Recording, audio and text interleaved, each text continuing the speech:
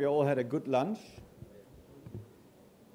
because now we have some more very exciting talks, and it's my great pleasure actually to introduce to you Helga Nowotny, who in Europe is sometimes referred to as the Grand Lady of European Science.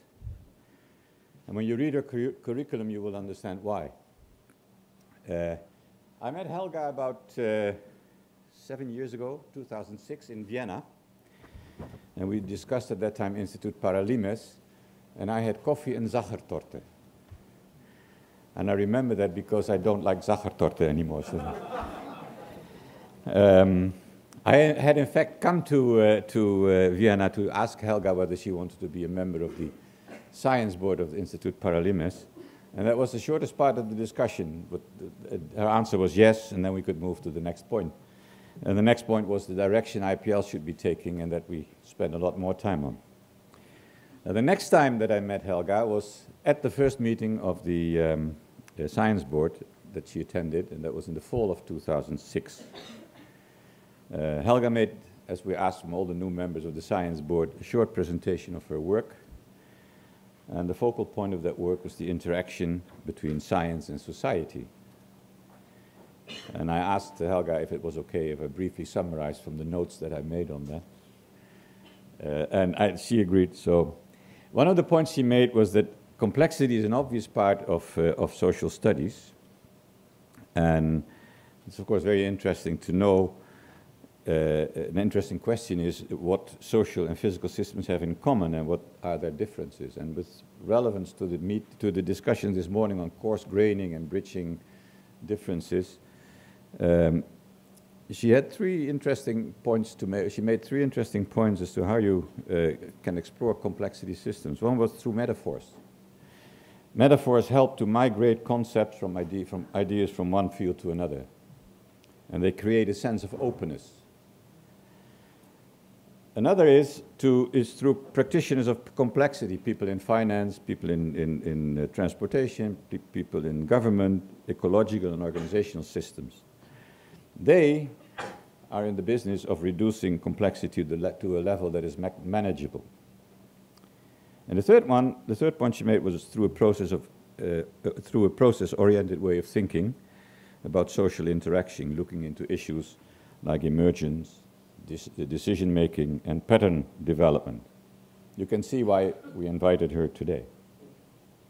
And then she made a point about science in society, of which I will quote a few sentences. She said, the last decade, and we're talking 2006, so that was the first decade of this century. The last decade, there has been a change in attitude towards more openness.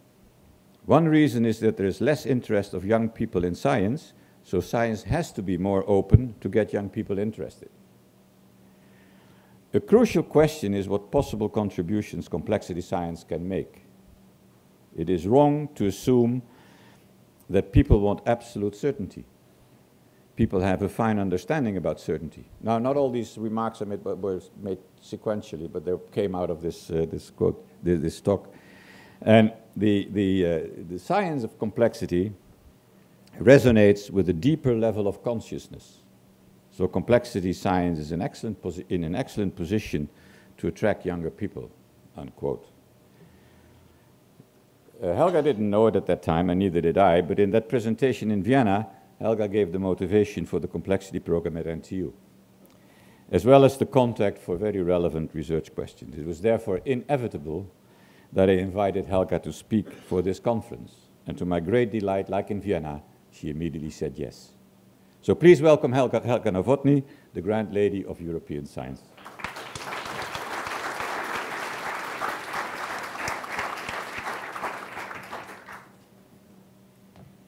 Thank you so much, Jan. It's always interesting if the past catches up with you, but I still want to find out your aversion to Sachertorte and who talked you into eating it. So it's a great pleasure to be able to speak to here. Yes, thank you very much. I would have noticed, but I have some slides here, so I'm not unprepared. My talk has 3 parts. At the first part, I take literally a look at society. I know there are various ways of looking. You can look at figures, you can look at graphs, you can look at the way how people think, you can look at patterns, but I decided to look at images. That's my first part. In my second part, I want to take us back into the notion of change in society, and here, no surprise, it's science, modern science and technology that have really changed the way how our societies work. And in the very last part, I want to come back to something that I think is there. It's there, but not very well explored, namely the temporal dimensions of complexity. So let me start with my literal first question: where is society? This is a society, a eusocial insect society, and as you know, there are many species of wasps, of bees, that differ in the way how they organize themselves, although there are certain characteristics they share. And of course, there are ants, another important eusocial species. And if you talk to researchers working on this, it is fascinating to discover not just the division of labor that we all know about non-producing workers and the queen, but actually they're interested because they found out the insects in this society, they know who the next queen will be. And this is a very interesting, fascinating question: how do they know? So it's an interesting topic, and it's a kind of society. This is perhaps somewhat closer to us. Groups of chimpanzees. And here we have already some affinities with the way how they group. Conflict is just as endemic in them as there is cooperation. And also recent work has tended to emphasize a notion that has been taboo 20 years ago, namely that they also have something called culture. Now, this was a very controversial topic, but now more and more people agree there is a way of transmitting acquired knowledge to the young, to the next generation, which is one dimension of what culture is all about. And therefore, the question is, where is human society, and what do we understand by it? Balance of conflict and cooperation. Robert Axelrod's talk was very much about conflict, and we heard about cooperation in the very first talk. Altruism that goes beyond kin selection, which is one way how humanity has learned how to cooperate, going beyond kin genetically related individuals. And while we know what the unit of measurement is in biology and biological evolution, namely the reproductive success to have as many offspring as possible in your life, the unit of measurement in cultural evolution, in my view, is knowledge production and innovation. Now, what does human society look like? Are we talking about a good society, an old topic of philosophers, an ideal society, a utopian society that was very much en vogue at the beginning, even before the Renaissance, people looking for ways how to change the society. They projected it into the future where utopia does not have a place as yet. But there are also failed societies and sustainable societies. This is an ideal society, Plato's Academy. And as you remember, he proposed that the philosopher should be the ruler, something that in real life has not worked out very well. There are societies that have gone bad, and this is a vision by Hieronymus Bosch of the Last Judgment, Hell. There are failed societies. This is the very well-known book by Acemoglu and Robinson on the importance of institutions in why certain societies succeed and others do not. And Jared Diamond and many others looking at unsustainable societies that have disappeared from the earth, literally. One thing that human societies certainly have is the notion of underlying power. I'm not going to give you a lecture what political scientists say about power and how it differs from authority and how it differs from status, but power is a notion and power can be institutionalized either through coercion or through persuasion, and you have everything in between. But something that is very important to say about power is that it needs to be legitimized. In other words, the people who are governed, the people who are ruled, have to have some way of accepting that power is there. And once this is accepted, and the Leviathan was one way in which Thomas Hobbes tried to explain why people accept absolute government by the absolute monarchs of the day as embodying, literally, the Leviathan embodies the will of the people.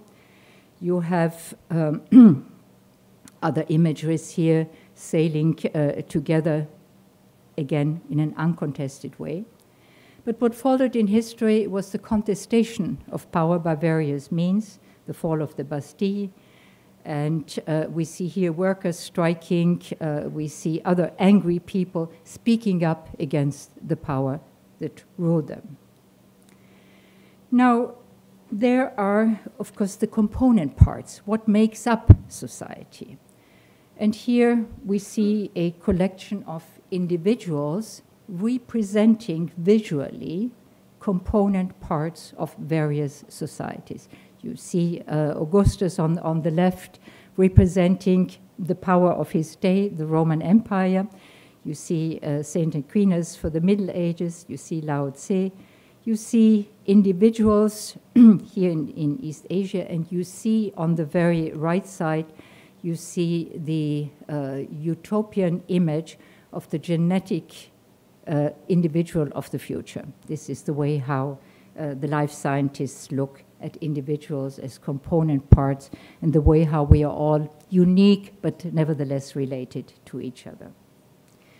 There is yet another way of looking for representations of component parts. These are groups, social groups. And what is interesting here is that none of you have any difficulty in contextualizing what you see. By looking at this group on the left side, you see that this is a well-off noble family somewhere in Europe.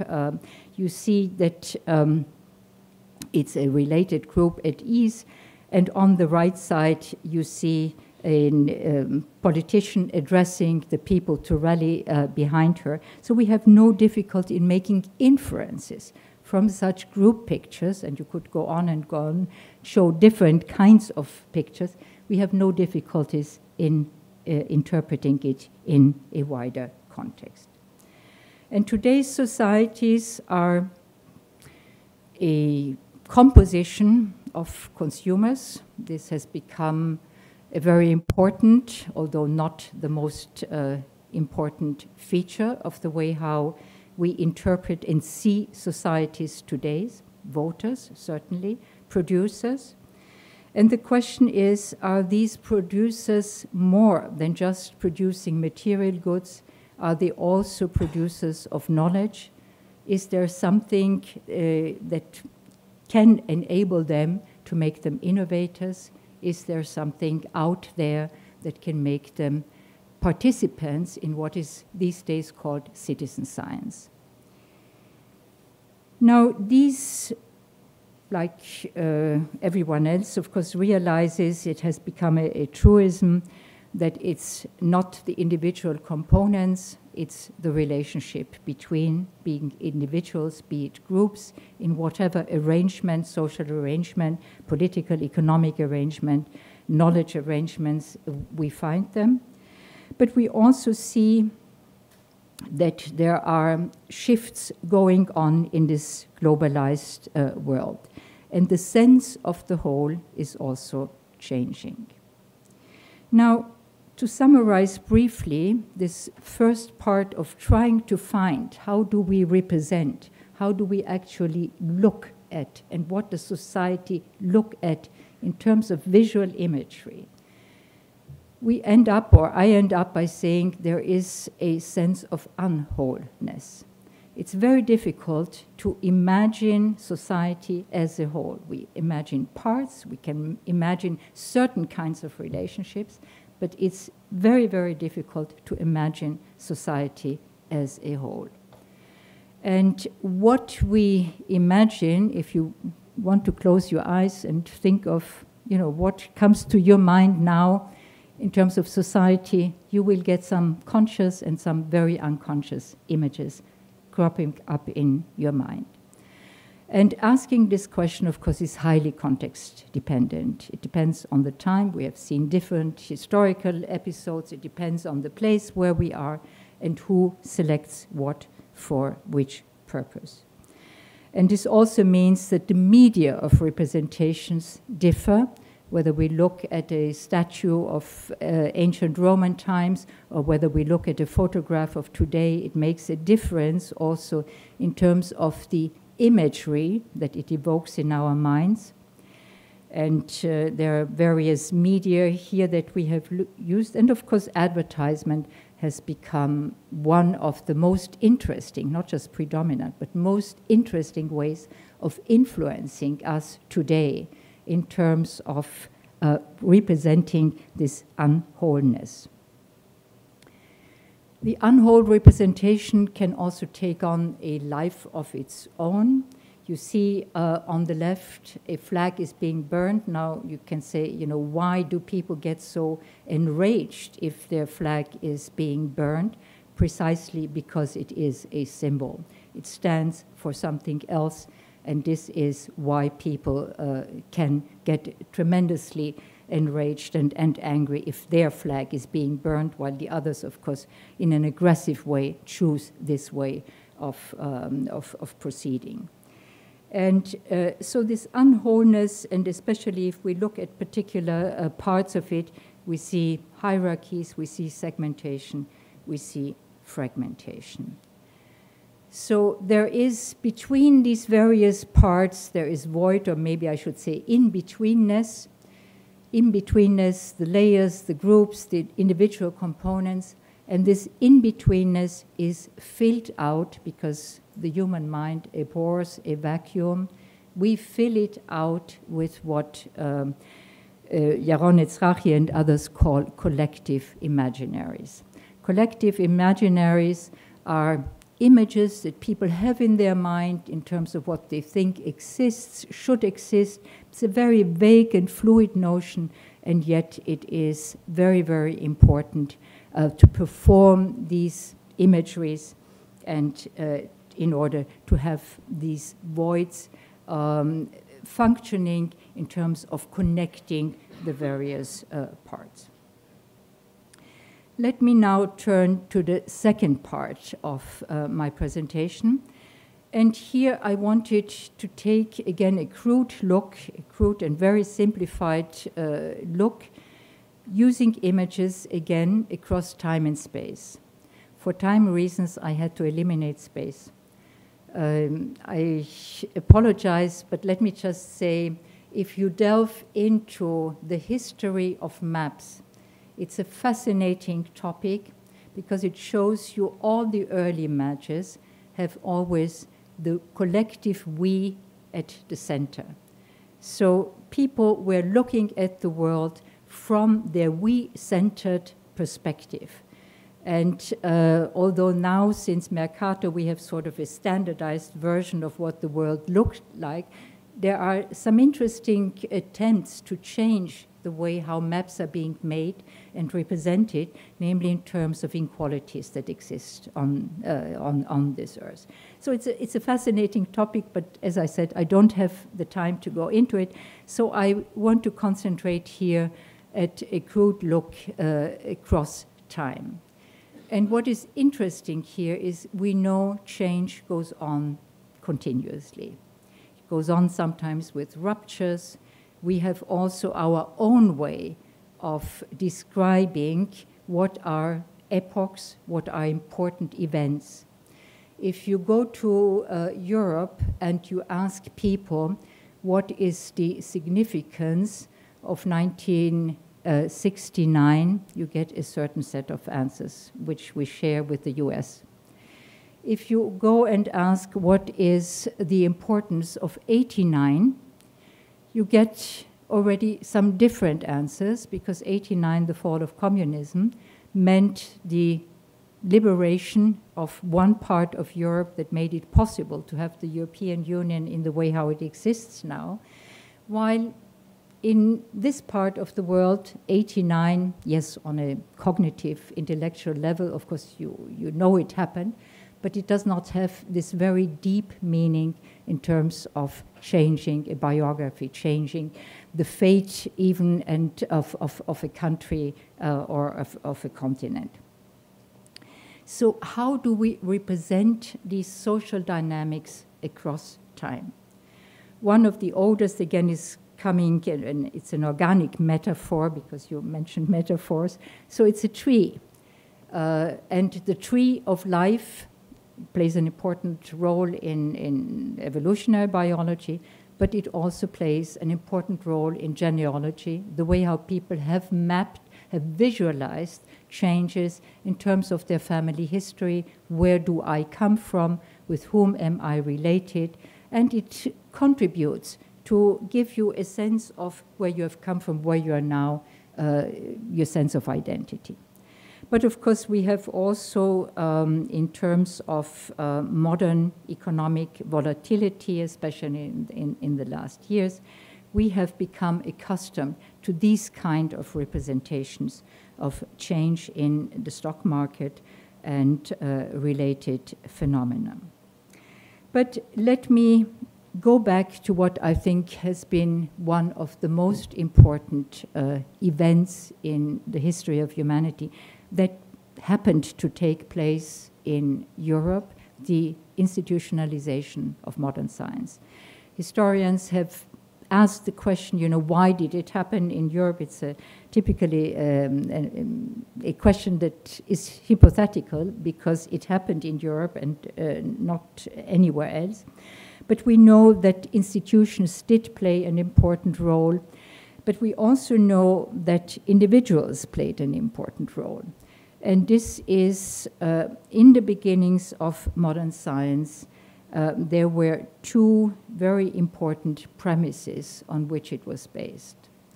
One was to claim, and this was a claim in the beginning, that the laws, and of course law is a metaphor taken from the social world, the world of politics, that nature's law are above the will of the rulers of the day.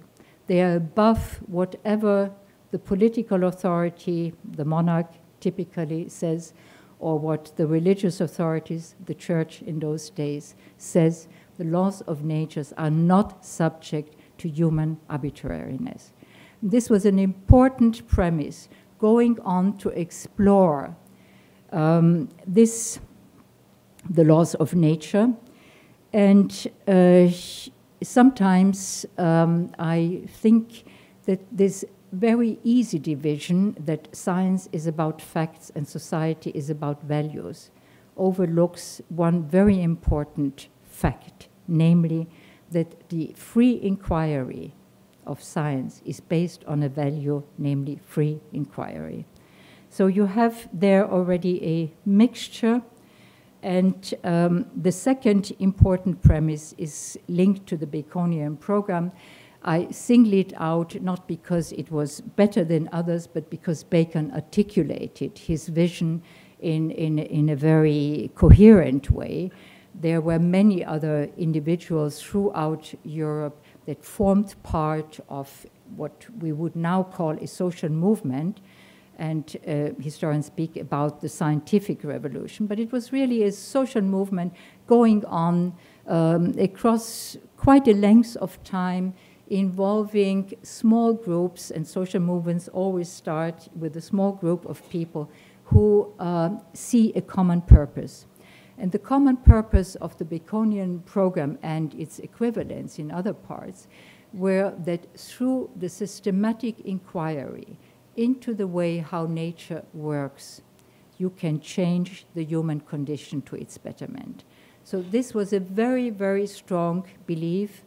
It was tied to very pragmatic and pragmatic goals, namely how to improve the human condition to make life better for everyone, and at the same time, the systematic inquiry by means that would yield answers. Bacon spoke about imitating nature, and in one of his utopian pieces called The House of Solomon, he was sending out, this was a secret society devoted to the betterment of humanity, and he was sending out the members of the society everywhere in the world to pick up the knowledge and skills wherever they could find it, bring it back, and if you read it today, you know, you are just struck by the visionary words that he had. Many of the technological applications that we take for granted today, they were already in Bacon's dream, if you want to call it like this.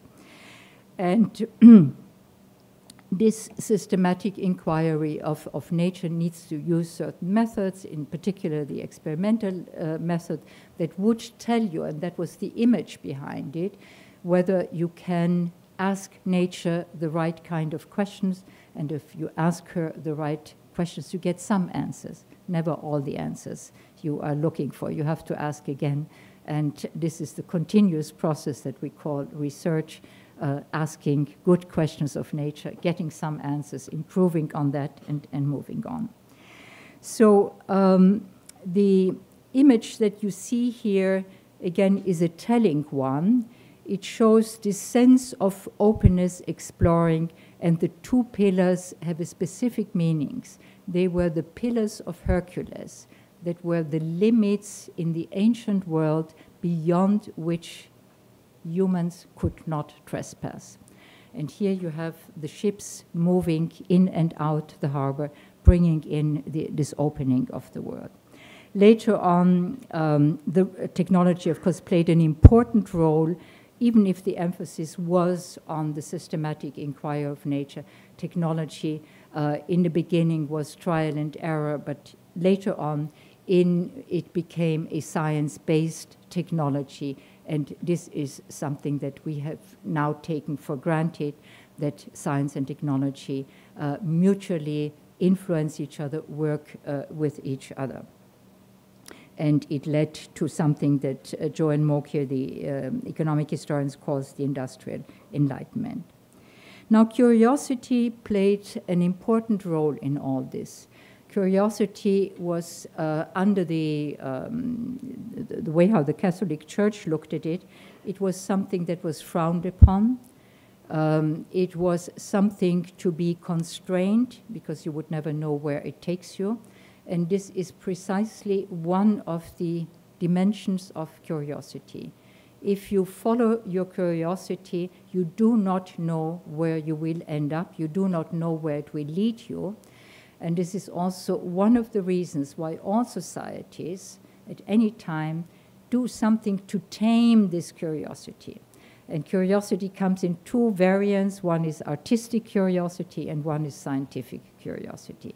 And every society, when I say tame, means either directed in certain directions, like, you know, we want impact, we want economic growth, etc., or forbidding certain activities in saying they are too risky, etc. But curiosity is an important driving force, but it cannot go completely unrestrained. So this then brings me to the role that is played by also in innovation and what research, science, innovation do. I will come back to prediction. Woody Allen famously said it's difficult to predict, especially the future.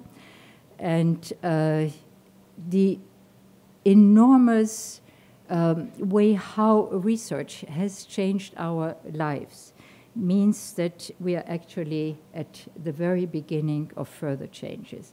It's a fat-tailed probability that research will yield much, much more, that will continue to transform our society. And I think that in many ways, this imagination and imaginary, the collective imaginaries, as we see them in art, in film, in the visual arts, and so on, are part of the cultivating seeding ground in which other innovation takes root. Now, I have a famous countryman by the names of Joseph Schumpeter, who wrote a book in 1911, so it's more than 100 years now, which was frowned upon by the economists of his day, although then he went on to become a famous and later infamous finance minister and so on. But Schumpeter was one of the first economists really to look at what happens in innovation. And he made it clear that innovation creates economic expansion. It does not follow on it. He made it clear that it's the individual entrepreneur, which for him, this was an individual that never only followed the profit move. There was something extra, something that, you know, that the entrepreneur wanted to change. And the difficulties in innovation was there for this heroic entrepreneur to overcome it. And again, he looked very closely at the necessary finance capital that was needed for innovation of his days, etc. But again, he gave a lot of emphasis to the individual acts of the entrepreneur. And he realized very early on that innovation is a double-bladed sword in the sense of creative destruction. It opens new avenues, new jobs, new professions, new ways of doing things, but this also means that others are disappearing. Innovation is also inherently uncertain, just as research, not development, but research is a process with uncertain outcomes. You do not know as yet what you will find. And therefore, it all means that you have to explore and exploit the opportunities. You have to, for new or improved products, and innovation is a matching process of the opportunities that are there and what you can offer. It's also very difficult to predict accurately, as Brian Arthur and others know very well. Even if you know the beginnings of it, there are lock-in situations and so on, so to make it. But what is most difficult, and this is one of the reasons why so many technological predictions fail, not because they cannot see, they know precisely where we are and what the future technological improvements can be, but what they cannot predict because it's so difficult is the uses to which innovation will be put. And therefore, and I'm just here bringing to your attention that normally we speak about two different kinds of innovation, the incremental innovation that goes on all the time. Firms, organizations have to continue to innovate, and they do so in order to reproduce success. James March, the organizational sociologist, has looked into the question, why do successful firms innovate at all? They have it all. They want to reproduce success. So for them, it is counterproductive to try to innovate.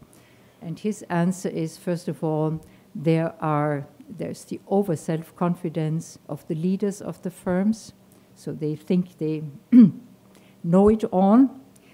And the others is that in replicating success, like in replicating DNA, errors creep in. So you have something similar to mutations, and this is how the new gets even into the most successful firms. And then, of course, we know that the innovation process is very varies greatly depending on the sector. If you speak about the pharmaceutical sector, it's a different way of innovating compared to the IT sector due to regulation, etc., etc. But then there are radical innovations. And all radical innovations are science-based. This is one of the reasons why societies have to continue, that want to make a difference, have to continue to invest in what Abraham Flexner famously called the uselessness, the usefulness of useless knowledge, of what is seemingly useless knowledge, because you do not see the uses as yet to which it will be put.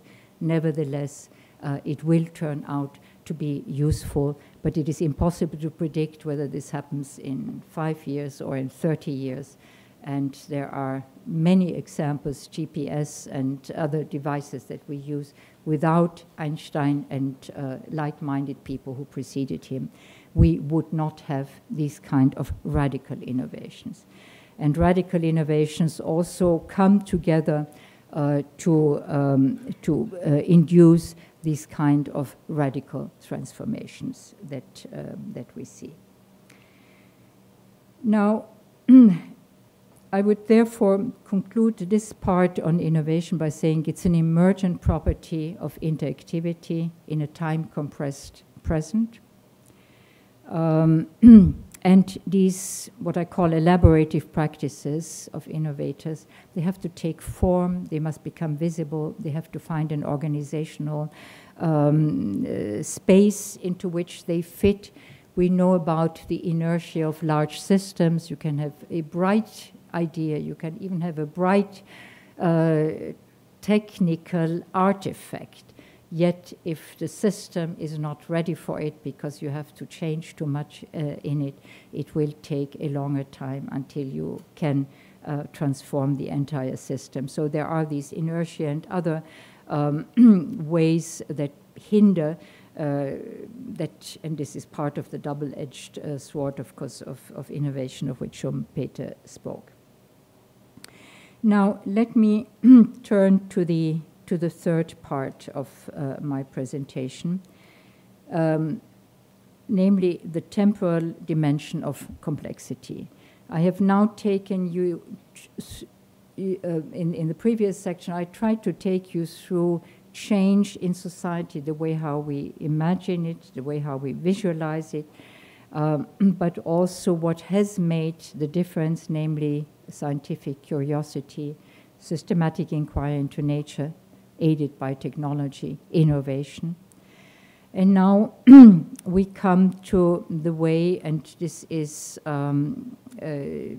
something that I have been interested in for a long time, namely how do we construct time? Social time is a construct because it's based on us being biological beings. So we have an inbuilt error of time in our life that goes from birth to death. This again is based on a physical concept of time. So if you want, there's a hierarchy of time. But we have some leeway in the way how we perceive time, how we construct time, how we interact with and through time. Now, the most familiar, of course, is the concept of linear time, past, present, and future. And, and this image that you see here, sorry.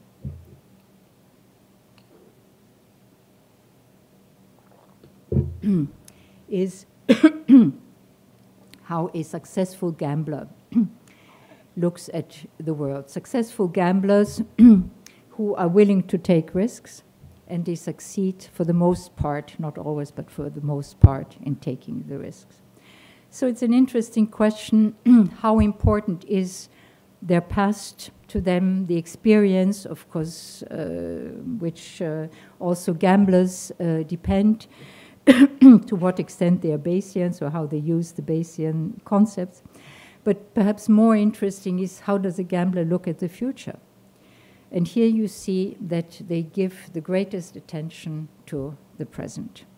The past is there, but it's a more blurred vision. The future is less blurred, but it's the present that, that matters to them. Cyclical time is a concept that many societies have been familiar with. L'éternel retour, the eternal going back to the origin, or you have in some civilizations the idea of time as coming from a golden age where everything was wonderful, and now we are on a sort of entropic path of degradation. And then the world starts anew from hopefully a golden age again. So there are all these notions of cyclical time. Of course, we are also familiar with cyclical time because we speak of business cycles, we speak of life cycles, we speak of the life cycle of products. So it's built into our sense of time as well. And this here I found quite interesting, because it shows that our perception of what we can predict is also depending on the historical context. If you start from a 50% evenness, what is predictable, what is unpredictable, you see a drop in predictability in the 30s, which was, of course, the economic depression, the war years, where indeed life had become, in general, much more unpredictable, the outlook on the future, very, very blurred. Then you see a rise again in the 70s, and now we are slowly declining again in our perception, or you can also say in our confidence in being able to predict. These are other forms of representing business cycles in particular. And again, it's interesting on the left side, the spiral, an old geometric form that allows for a different sense going up or going down, depending on how you look at it, versus a linear form of prediction. And so, and this is my question, whether with science and technology and curiosity and innovation, having really opened up the present era of enormous potential, and if you look into the things that life scientists speak about in particular, it's an enormous range of potential that is being opened up to us. Whether we are not also entering a new time regime, that's the question I have. A new time regime, which perhaps one can call nonlinear time dynamics. And this, of course, has been, again, prefigured with trials, experiments of an artistic kind. Film, visual arts, going back in time, showing things at the same time, or taking you in the emotional responses that films can generate, taking you through various time regimes, theater, music, of course, that embodies time somehow. So all this gives you, again, one of these cultivating grounds out of which perhaps a new time regime is about to emerge.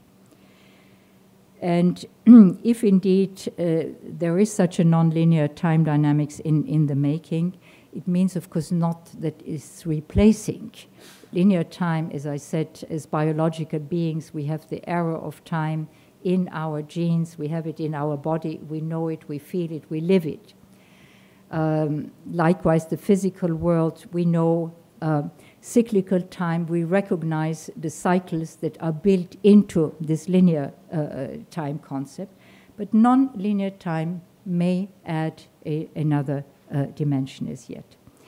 And by this non-linear time dynamics, I mean the time sense that is generated by the creative processes that involve individuals and collectivities, knowledge and technology in novel ways in the way how they interact. Very often people say, well, everything is going so fast now.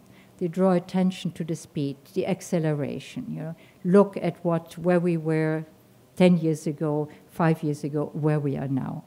And I tend to think there may be something to acceleration, but it is more a question of approximating things happening at the same time, and our ways of trying to cope with things happening almost at the same time. Now, certainly, things happen at the same time. This is a representation of what happens on the internet every 60 seconds. Now, 60 seconds are almost over while I speak. And look at, the numbers here. 168 emails have been sent while I began this sentence, and so on and so on. And of course, by the interaction that is generated in this virtual and non-virtual space here, you can imagine data generating more data, big data generating more big data, and it is this what I mean by this non-linear time dynamics. Now, there is one thing to be said about the creative process, because underlying curiosity, innovation, there is human creativity. And the creative process, connecting what was not connected before, finding new forms, new contents, new interactions, all this is always inherently uncertain. You do not know success. And by success, I don't mean, a big notion of success. I see success as being one of two things. Either you have a predefined goal that you want to reach, then you have successfully reached this goal, you can move on to your next goal. Or you simply have the sense of having achieved something. It works. That's my second definition of success. It works. It can be a small thing, it can be a medium-sized or a big thing. It works.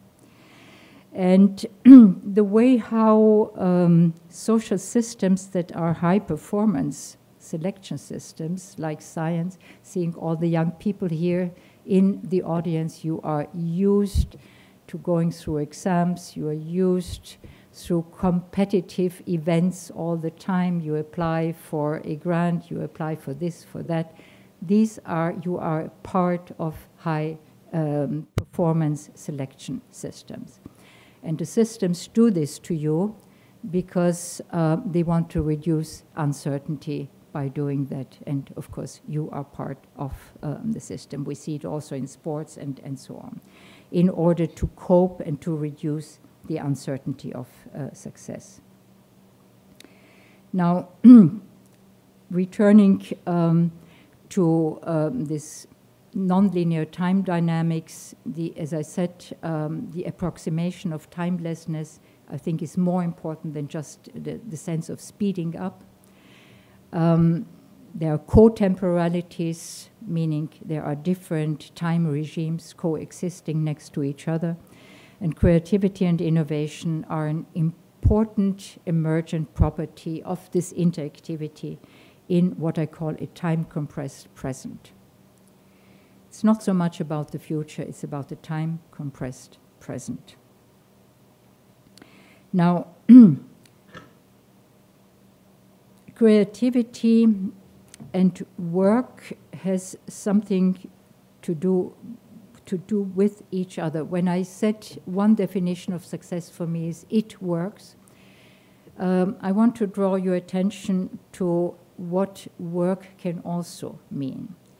It works when you go back in human history.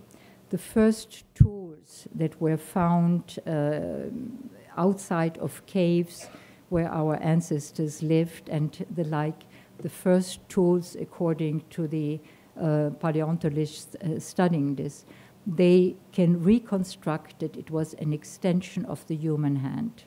So technology as the extension of the human hand. We have long since moved to technology as the extension of the human mind, and we have found new interfaces between technology as an extension of the human hand, the human mind, and of course the technological artifact. I don't know how many of you have read an article that made it to the front page of the Financial Times on Friday. And this was Science News on page 1 of the Financial Times. This was about an experiment conducted with rats in the US and rats in Brazil. Now, this was a Brazilian who was working in the US, and he had set up with his former lab an experiment with implanted electrodes in the minds of rats. And the rats were rewarded for doing certain tasks responding to visual signs. But only one part of the rats had the visual signs. The others did not have the visual cues, but they were connected through electrons with the mice that could do it. And in 70% of the cases, the mice that had no visual cues were able to mimic the results that were obtained with the other ones.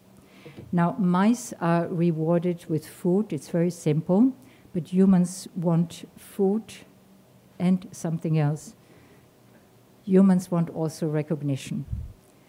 And this is therefore very important to start to rethink work and what this kind of technology that connects hands, minds, technological artifacts, what this does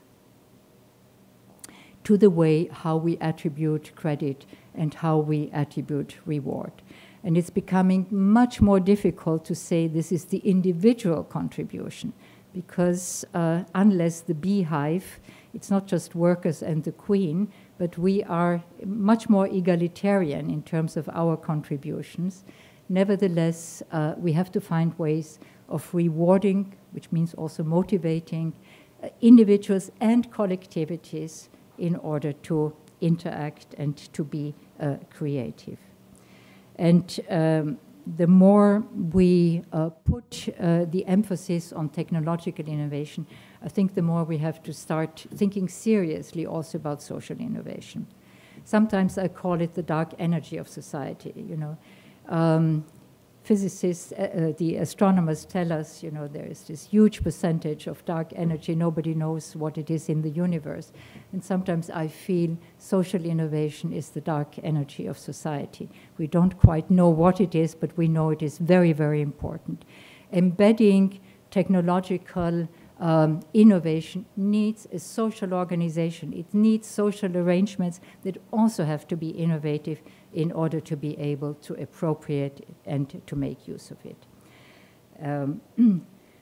So I come to the end of my presentation, 3 concluding looks at the societal whole or unwhole, depending on how you look at it. The importance of connections from parts of or for the whole to this very complex multi-agency interaction between parts, and whatever interacts, it's not only mediated through technology, it's also engendered through technology. Technology becomes part of the creative process itself. And instead of a causal error and linear time concept, going from past to the present to the future, we see the many feedback loops, we see the interaction in this extended time compressed present. Second conclusion, we know this is not evenly distributed. There are some places, and Nanyang has become one of these places, where a creative environment has been created. And creating a creative environment implies that you cannot foresee everything. You must leave room for things to emerge. We know how important in any research process, and part of my present function as president of the European Research Council, I speak to a lot of researchers. And part of it is that they tell you how important serendipity is. Serendipity in the research process simply means you find something that you have not been looking for, but you recognize its importance.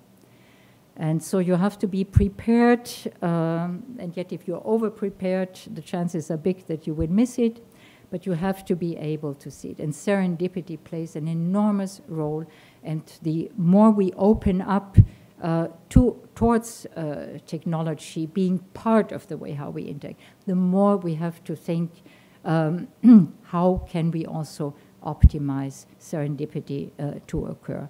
And then, of course, the diversity of encounters, all this is part of what makes a creative environment creative.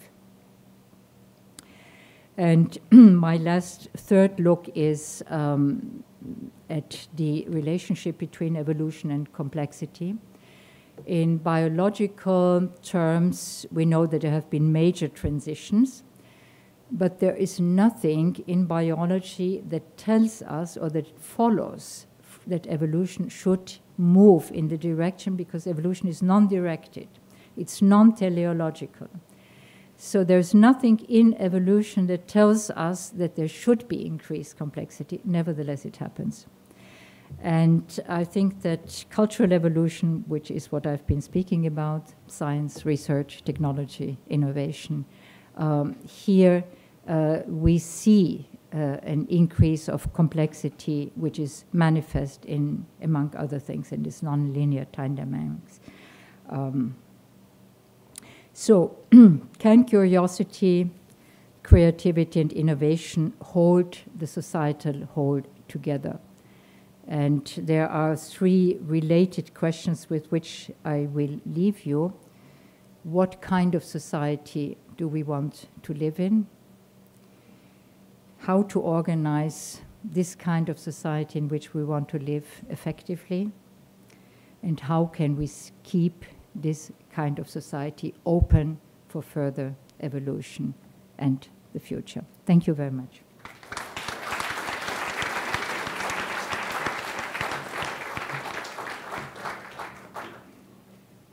Well, does it work?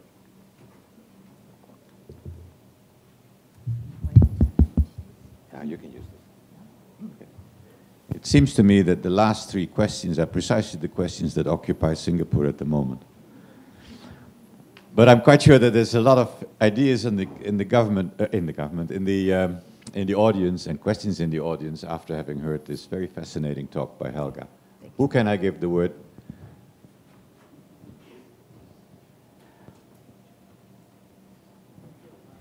Yes. Is it working?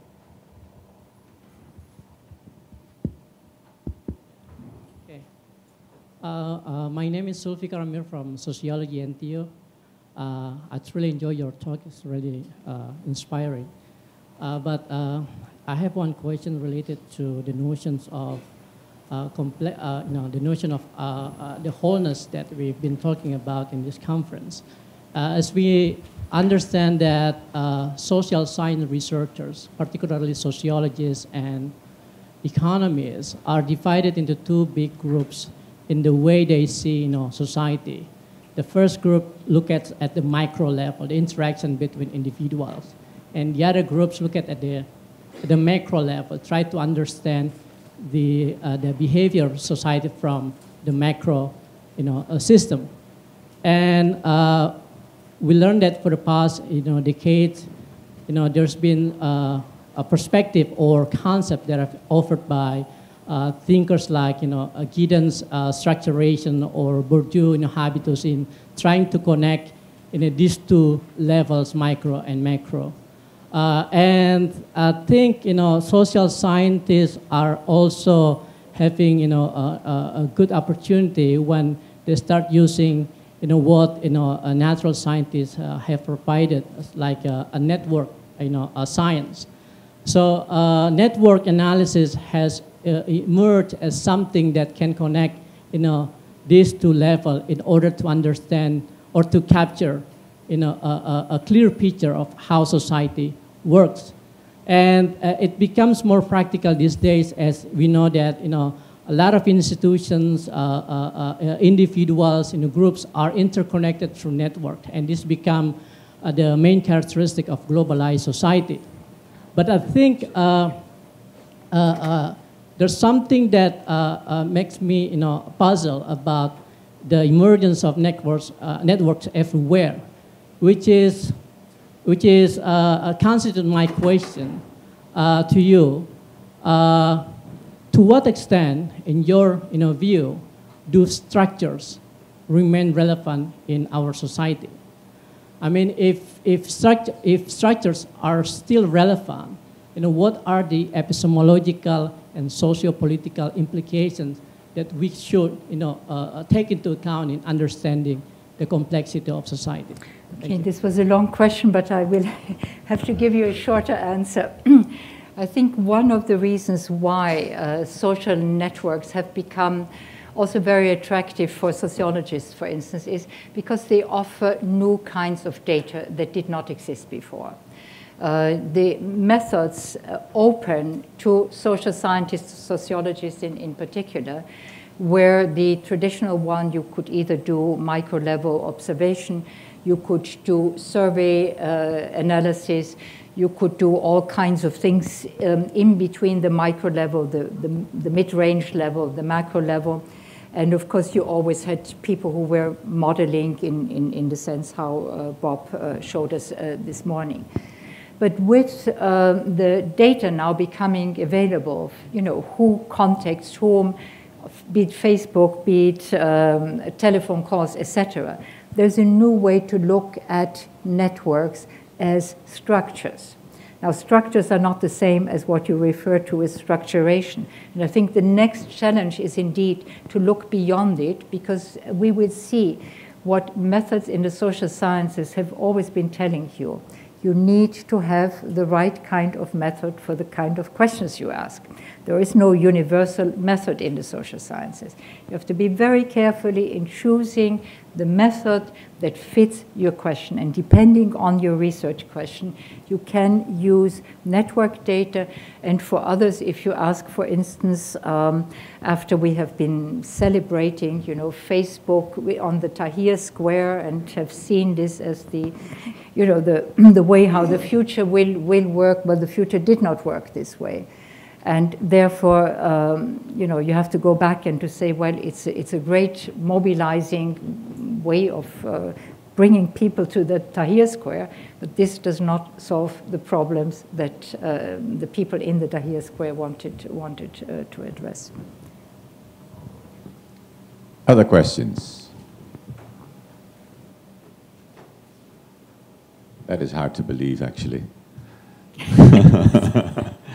Sheila. Sheila Ranis from Walsh College. I think it's interesting that your view of creativity assumes a lot of freedom. And one of the problems that, at least in the United States, we face, and I think many other nations face it as well, is that the way we have structured our doctoral education is very unidimensional, so that you learn more and more about less and less. And it has not been helpful, frankly, in helping societies solve the large, complex problems that require this interdisciplinary approach. In the United States, one of the lines of research that we've been looking at has led us to look at the methods which faculty members get promotion and tenure, for example, and the narrowness of the journals that they can publish in. And one of the things I'd like to ask is, have the Europeans found some solutions to looking at it, since I think European scientists are a little more open to systems approaches and interdisciplinary approaches, but I know it is a struggle everywhere.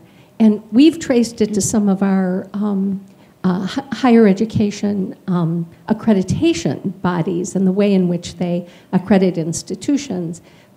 But the political realities of changing that are huge. but I think it would go a long way toward changing the creativity and innovation of all of society if you could free up at least the way we educate people. Comments? Yes. I think you're right of having spotted an underlying sense that indeed creativity needs freedom, it needs autonomy, and it needs people who can use this freedom. Now, academia, and we have many, horror stories to tell of the narrow-mindedness, etc. But I think unless academia wakes up to it, academia is doomed. And I was recently speaking to someone working in cybersecurity. And he told me that the US Pentagon is now looking to fill, I don't know how many positions, you know this much better. And, I asked him, where will these people come from? And he said, well, we are going to recruit hackers from the hacking community. So we are bypassing the academic community. We won't find these people that we are looking for there. We are going to the hacking community. And with the other big, wave of change that I see coming with online courses, opening up new spaces, and so on, you will have an enormous pressure on academia either to change or, creative destruction go down in history as an interesting episode of the way how we educate our people.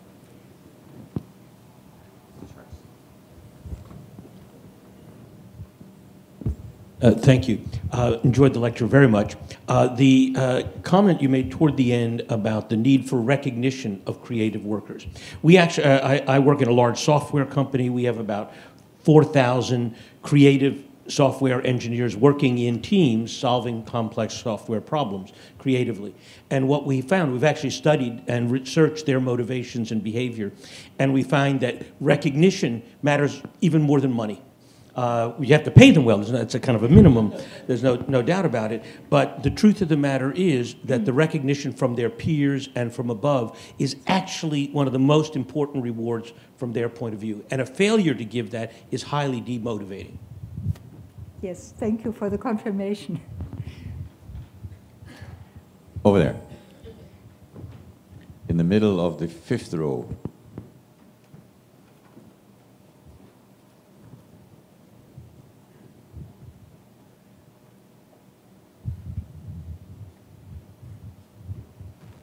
Hello. I actually have a question about when you talked about the different views of time. You had linear time, you had cyclical time, and you had non-linear time dynamics, right? Yes. So my question is that with non-linear time dynamics, it's a new conceptual way to view time, right? Are there any applications of this conception of time to so-called like optimize society, or with a particular example, innovation, in order to bring about and optimize more innovation in society using such a conception of time? This is difficult to answer because one would have to look at very specific cases. If you say optimizing, incentives work, but incentives very often, once you have a predefined goal or a target that you're reaching, you give freedom of how to reach it, but the target is there. Now, you can, of course, compress the time, but if you compress it too much, you will not get the results. So you have to find a balance of slack time, and creative time cannot be planned. At the same time, if you give only creative time and no time restraints whatsoever, you will not get there either. So this is it's a delicate balance that you have to set up in order to reach this goal. Two questions. First, the gentleman over there. The comment on the reward system as regards a large software company in which recognition from peers turn out to be even more important than financial rewards. I was just wondering if this can be transplanted to the financial community as well. maybe will help us to tackle the issue of bonuses. Well, you know, wearing my other hat is I'm actually the president of the the most important European funding agency for basic research, fundamental research. We call it frontier research. And we spend every year, and this year we spent in euros, I don't know in Singaporean dollars, but we spent 1.7 billion euros for fundamental research without any predefined theme. This is very important. It's a true bottom-up project. And it's individual researchers. It's not groups. They have a team, but we look only at the individuals. Now, in order to evaluate, and this really covers all areas of science and scholarship, the humanities are also included. So what we find is that the only group, sometimes I'm asked, well, you know, is it not difficult for the humanists? Do they need other criteria for evaluation? I see every community has slightly different criteria, and the panelists know how to deal with it. The only panel that consistently does things differently are the economists. And, you know, I don't know why, but for instance, other panels in evaluation, you have the reports, you discuss, you want to reach some kind of consensus. And they do everything to reach this consensus with good arguments. And they vote only if you really have a deadlock, and then the chair says, well, if we want ever to get out of this place now, I had take a vote. But it's the last resort. The economists love to vote. And, you know, and they play games, clever games, thinking they can anticipate how the colleagues react. So they enjoy themselves, but they are different from the rest. John Richardson, yes. Yeah, John Richardson from the Lee Kuan Yew School. You haven't said much about failure. And as a funder and a leader of research, and I know I have students who are doing research on entrepreneurship, we know that failure is one of the most important ingredients of creativity, because if you don't, if you aren't prepared to fail, you can't be creative. But institutionalizing failure as a funder or as a university president or as a corporate leader or as a government leader is quite difficult. So talk a little bit how personally as a research leader you create the opportunity for failure and how you counsel others to do that. Well, as a research funder, the European Research Council encourages applicants who have reached a certain threshold to look carefully at the comments by the panel members, which the panel writes, and to resubmit. And we have, over the years, we are now 6 years young. Over the years, we see a more or less constant rate of 40% successful reapplications. So it's an interesting empirical figure per se, because there was nothing to compare it with before we came into existence. So if you encourage those who almost made it, but the resources are not there and they were not in a very competitive system, we have a success rate of 12% only. So this stratum is encouraged to submit again, and so it's one comment. In terms of innovation, permit me also to say something about the difference between the US and Europe. I don't know about this part of the world, but in Europe we are usually told, you know, look at the Americans, failure just means get up and go again, and Europeans give up. Now, the fact is that in the US you have much more venture capital than in Europe. So if you fail, it is much easier in the US, you know, to come back again. And in Europe, very often it means, indeed, it's the end. You know, you tried, you failed, that's it, do something else. In terms of research careers, again, I think part of the European system, not in the UK, but in continental Europe, we have a way of selecting far too late the people who will stay in academia as full professors. And then they are very often too old to find adequate positions elsewhere. And this is why I think, compared to the tenure track system in the US, and also a system that allows you, if you don't succeed in Harvard, you go to, you know, there are many other places besides Harvard. And in Europe, due to having more national systems still dominant, and having these, you nurture people with the hope, and then you select far too late because there are not enough positions. So that's another slice of your question. In terms of a research leader with a research group, this is the most difficult, because you have to say, you have to rely on your own judgment, personal judgment. Can the person make it? And there the importance is really, you know, does the person have the perseverance and the inner fire?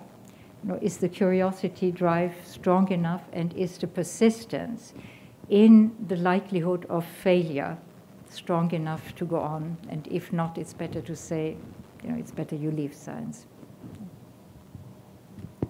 The lady over there.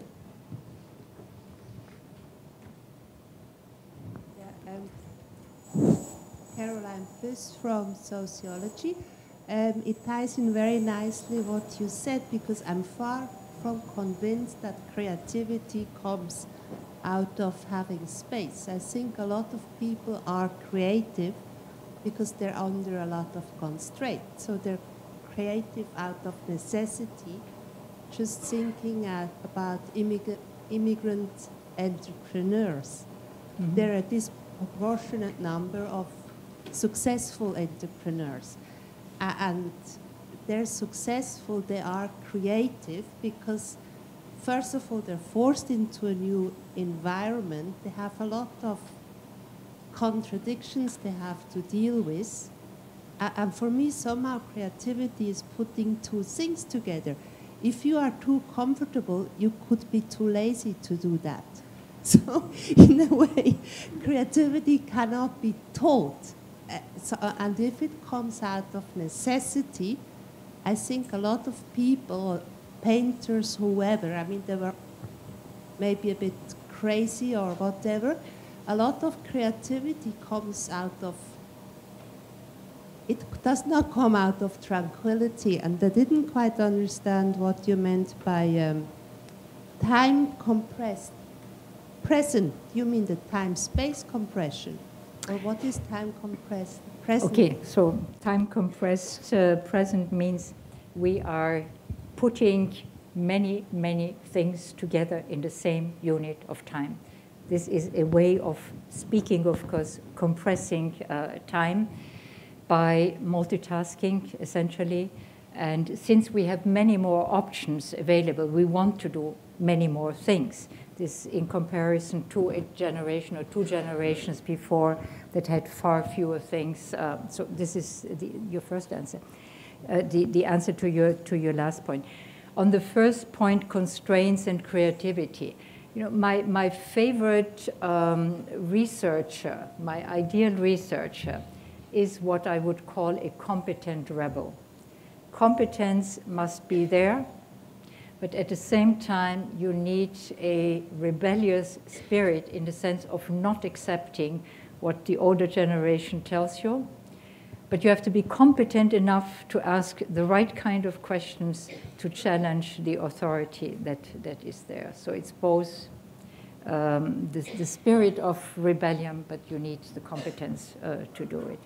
And this is yet another form of creativity that has many, many different incarnations. Yes. Yes, it's just a clarification. I think you made two statements. That one was that there's no linear translation, I think, or linear model. Right? But in, later... in innovation. In innovation, right. And yeah. then you later said that all radical innovations are science-based. Mm-hmm. That sounds like a linear model statement a little bit, so... Yeah, it's not meant. The linear model of innovation is something that is known in the literature of people who work on innovation. And it goes back to the time after the Second World War when indeed something like this existed. You were going from basic research to application to market. And this is what Vannevar Bush in his manifesto, Science, the Endless Frontier, put into his manifesto. Now, since then, things have changed a lot, and we know from empirical studies, we know also from theoretical ideas looking at the way how innovation actually occurs, many case studies putting things together. This linear model makes no sense. And you also have many areas where you cannot draw a distinction anymore between fundamental research and applied research. It makes no sense at all. This is particularly the case in the life sciences, but not only. In the life sciences, you know, 1 hour you do something fundamental, and next hour you do something which is applied. And this has to do with the fact the cell has become a laboratory. So you need, and in many labs today, you need research technologies which help you to ask your next question, but you also need them to answer your question. So the linear model of innovation in the technical sense, I think, is obsolete. Now, radical innovation just means you have to have, you can trace back the innovations that really transformed whole sectors, the whole society. If you look at, you know, the way how we use computers today, first of all, it's an ongoing long process. You cannot say, you know, this happened on day X and then everything was changed. These sort of ruptures do not occur. And if you, for instance, George Dyson wrote this wonderful book, Turing's Cathedral, that came out last year, I think, on, well, it's about the Institute of Advanced Study in Princeton. And he shows Turing's idea were crucial. At the same time, without von Neumann, without the war effort, you know, we would not be where we were today. And this is what I mean with science-based. And then we have these radical transformations and radical innovations. We have time for a few more questions.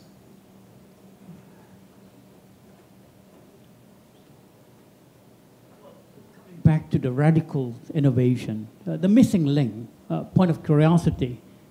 Well, when you mention incremental and then subsequently radical, well, any real innovation is radical by nature. A quantum innovation, you don't talk about something which is incremental to become something radical. Now, the question is that also the missing link here is about replicative innovation. Too often we find too many replicative innovation, which is not quantum innovation. So my point here, wanting to ask you, is that the difference between disruptive innovation and then the distinction with your radical innovation, how do you define within disruptive as what Christensen would like to define and yours? So the question is, he doesn't use radical because radical in any innovation is radical. Thanks. Well, as with any distinctions, you can use it analytically and you can use it because you want to have a certain question that you address. The distinction between incremental, if you want to call it replicative, it is replication, but it's replication with a mutation. Or, you know, there's, you don't, when I spoke before about replicating success, it means by and large, you replicate, but nevertheless, you never replicate completely, be it only because your environment has changed.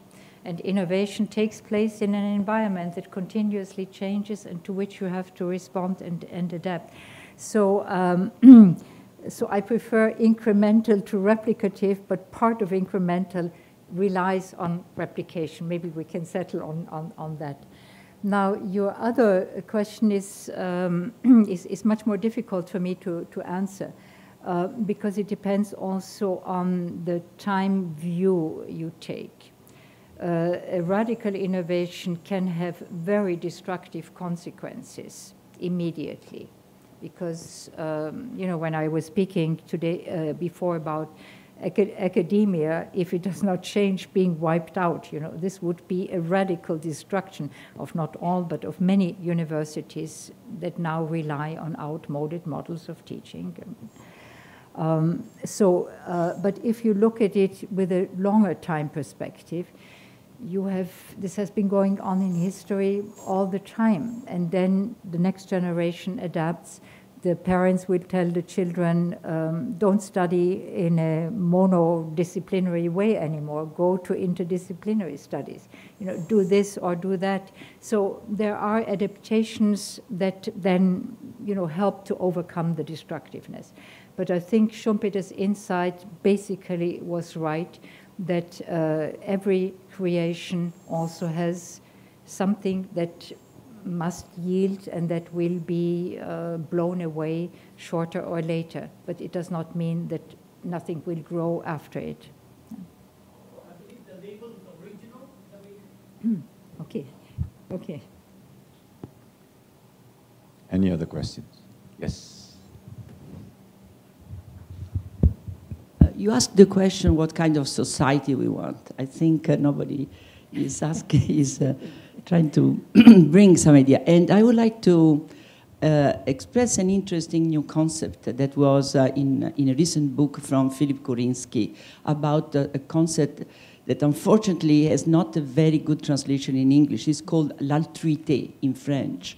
And it's an idea where every member of this society not only has a responsibility, but also he has some rights. And an example of this is the vaccination. When people, you know, accept to be vaccinated, it's not only to protect themselves from the disease, but it's also to protect the community and the spreading of the virus.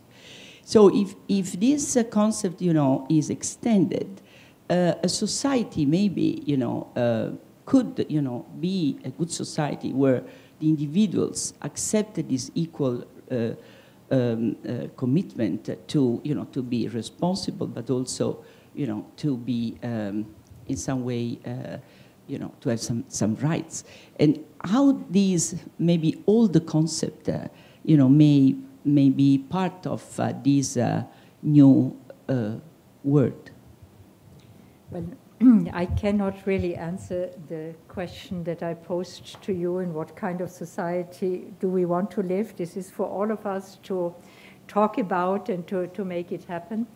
But you are certainly right, a society consisting only of self-centered individuals. It's like in game theory, I mean, you have the free riders. At one point, you know, a society of only free riders is unsustainable and will not happen. But you have also the tipping points, people who cooperate, people who defect. And I would say in game theoretical terms, this is an example of defectors and cooperators. And we need the right kind of mixture. Okay, one last question by Red Gill. Hi, great talk. I'm wondering, we've talked a lot about, in various talks about interdisciplinary research studies and so forth.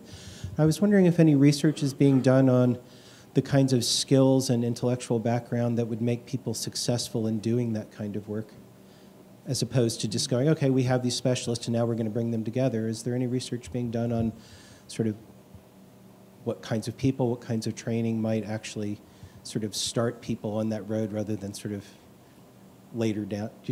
Am I making sense yet? No. I think what we, no, I cannot answer in any precise way, but I think what is clear is that our present university system, with a focus on disciplines, To some extent, I would defend it because a discipline teaches you what is a good research question. And unless you know how to pose a good research question, you will not get very far. But at the same time, you have to enable, it's like talking in more than one language. You have to become multidisciplinary in a sense that you at least understand what is going on in another discipline. But how to do this, there are various suggestions out there. For instance, teaching in universities a disciplinary course, but having a seminar accompanying this course that brings in another discipline. So you have a sort of, meta interdisciplinary approach being on top of that. So there are various kinds of these experiments that go on. Okay. Then I would say well, first of all, thank you once again. It was a pleasure. Thank you. But as Anne already said, we don't never leave it with thank you alone in this place. Thank you. Thank you. Okay.